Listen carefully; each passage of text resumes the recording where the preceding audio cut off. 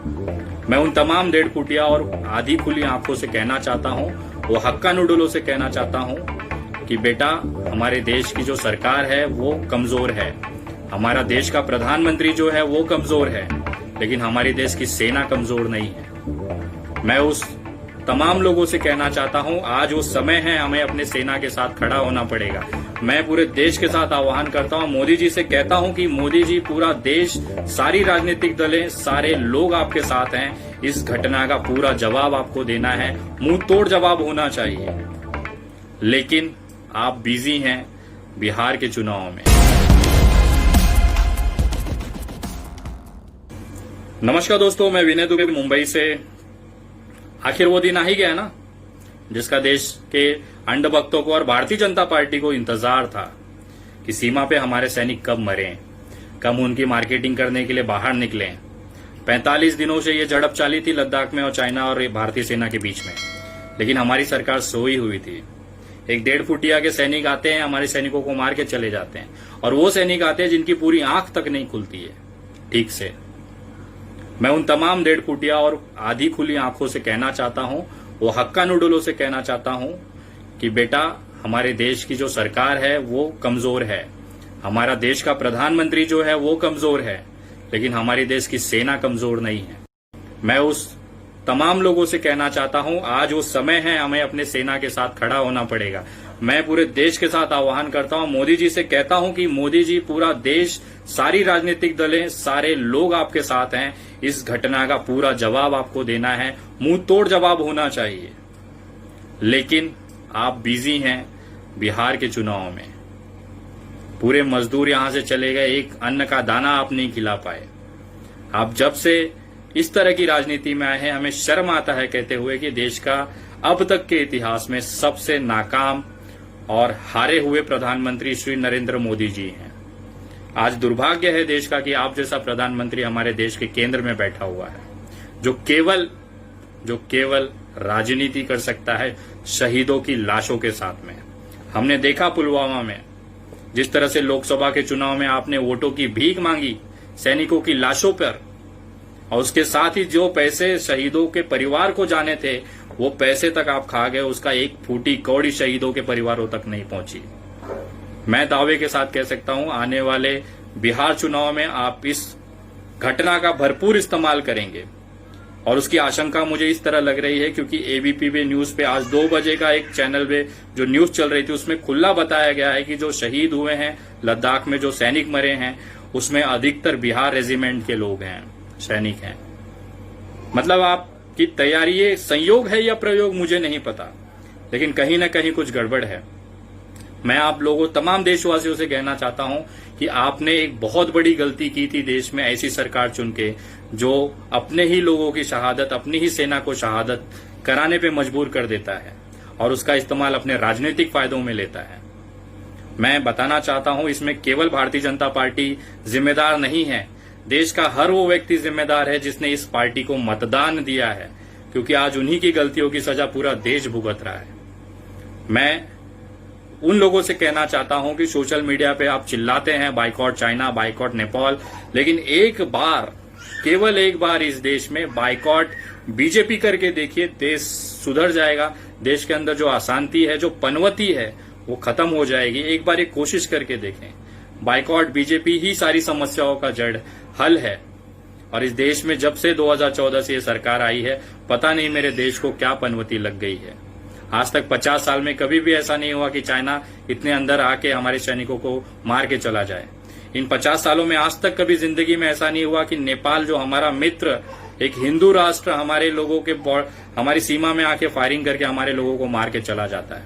ये मोदी जी की उपलब्धि है, और इस समय देश को हमारे सेना के साथ खड़े होने की जरूरत है। उस समय केवल हमारे जो राजनेता हैं वो बिहार चुनाव में व्यस्त हैं, एलईडी स्क्रीन लगा के लोगों को बता रहे हैं कि हमारी उपलब्धियां क्या हैं। अरे भाई साहब, हमारे मध्यम परिवार के लोगों को राशन की जरूरत है, उनकी नौकरियां जा चुकी हैं, सैलरी नहीं आ रही है, घर का भाड़ा उनको भरना है, घर मालिक रोज उनको गाली गलौज कर रहा है, बैंक की ईएमआई भरने के लिए बैंकों से फोन आ रही है, उनको गालियां पड़ रही हैं, स्कूल की फीस भरने के लिए उनको गालियां पड़ रही हैं, स्कूल का दबाव है कि फीस भरा जाए, उस समय जब उनकी आमदनी शून्य है। इसमें तो सरकार आपकी तरफ से कोई योगदान नहीं रहा है। कम से कम आप आरबीआई को बोल के ये ईएमआई टाल सकते थे, कोई माफ नहीं करने को कह रहा है आपसे। हम ये जो मध्यम वर्गीय मिडिल क्लास परिवार है ना, वो पूरी जिम्मेदारी के साथ अपना देश चलाता है, वो प्रॉपर टैक्स भरता है जिसके पैसे से आप अपनी सरकारें चलाते हैं। कोई रियायत नहीं मांग रहा है, न वो कहता है कि हमारी बिल माफ होनी चाहिए इलेक्ट्रिसिटी की या हमारी लोन माफ होने चाहिए। वो केवल इतना कह रहा है कि अगले 4 महीने 5 महीने का मोहलत दिया जाए। लॉकडाउन आपकी खुरापात थी। जिस समय लॉकडाउन करना था, लोगों को समय देना चाहिए था, उस समय आप मध्य प्रदेश में सरकार बनाने में बिजी थे, जिसका खामियाजा आज पूरा देश में 3.5 लाख कोरोना वायरस फैले हुए हैं, पेशेंट हैं। और जिस समय सबसे ज्यादा कोरोना पेशेंट है, उस समय आप लॉकडाउन हटा देते हैं क्योंकि बिहार में आपको चुनाव कराने हैं। मैं पूछना चाहता हूं कि आपको किसके लिए चुना गया था देश में? आपको केवल इसके लिए चुना गया था कि आप चुनाव लड़े और जीते? आपको केवल इसके लिए चुना गया था कि आप दूसरे दलों के विधायक सांसद खरीद के अपनी सरकारें बनाएं? आपको केवल इसके लिए चुना गया था कि आप पीएम केयर फंड के लिए पैसे जमा करें? पुलवामा के शहादत में जो सैनिक मरे हैं उनके मदद के लिए जो पैसे आए वो खा के आप हजम कर जाएं, इसके लिए आपको चुना था? आप ही ने कहा था ना कि घरों के मालिक पैसे ना लें, भाड़ा ना लें, बैंकों की ईएमआई नहीं जाएगी। और आप वही है ना जो मजदूरों को किराया तक आपने लिया था। आपकी कथनी करनी में जमीन आसमान का फर्क है। मोदी जी माफ करिएगा, आप इस देश के सबसे नाकाम और हारे हुए प्रधानमंत्री हैं। ये मुझे कहते हुए बहुत शर्म महसूस हो रही है। और मैं आप तमाम लोगों से निवेदन करता हूं कि अगर आज के समय अगर आप सेना के हमारे जवानों का मनोबल नहीं बढ़ा पाते हैं, तो मुझे ऐसा लगता है कि हम अपने ही देश के अंदर गद्दारी कर रहे हैं। भारत का हर नागरिक इस समय हमारी सेना के साथ खड़े रहना चाहिए, उनके साथ में रहना चाहिए। मैं निवेदन करता हूं लोगों से कम इस न्यूज चैनलों को सही जवाब दो। आप सुनिए ये मोहतरमा क्या कह रही हैं।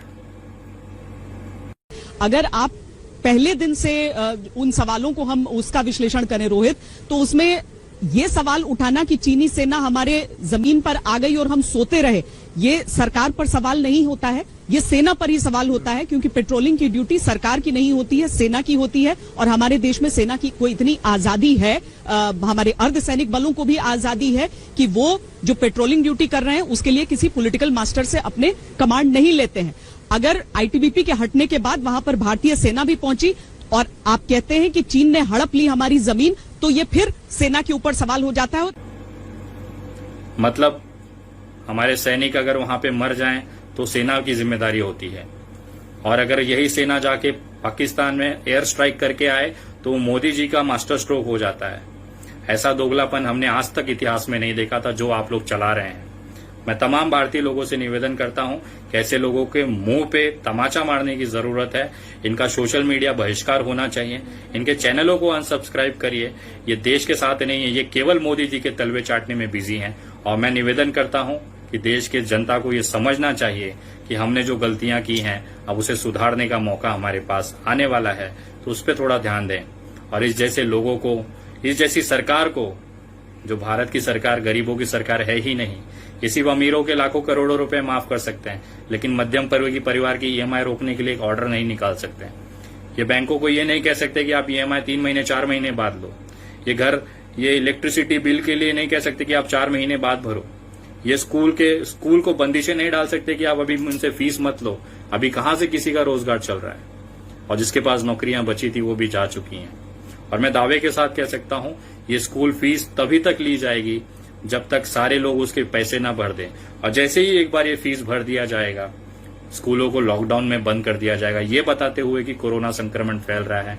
आपने फीस भर दी लेकिन बच्चे स्कूल नहीं जाएंगे। मैं ये दावे के साथ कह सकता हूं, क्योंकि अधिकतर जो स्कूलें हैं वो राजनेताओं के हैं, नेताओं के हैं, उनके संरक्षण में चलते हैं। एक बार उनको पैसा मिल गया, वो लॉकडाउन में ये स्कूलें बंद कर देंगे। और मुझे ऐसा लगता है कि हमारे बच्चों को फिलहाल इस समय स्कूल नहीं भेजना चाहिए। मेरे बच्चे अनपढ़ रह जाएंगे चलेगा, लेकिन कम से कम जिंदा रहेंगे। मैं इस साल अपने बच्चों को स्कूल नहीं भेजूंगा, ना ही उसकी कोई प्रक्रिया करूंगा। मैं घर से उनको पढ़ाऊंगा, उनको डिजिटल एजुकेशन देने की कोशिश करूंगा, लेकिन उनकी जान हथेली पे रख के मैं उनको स्कूल नहीं भेजूंगा।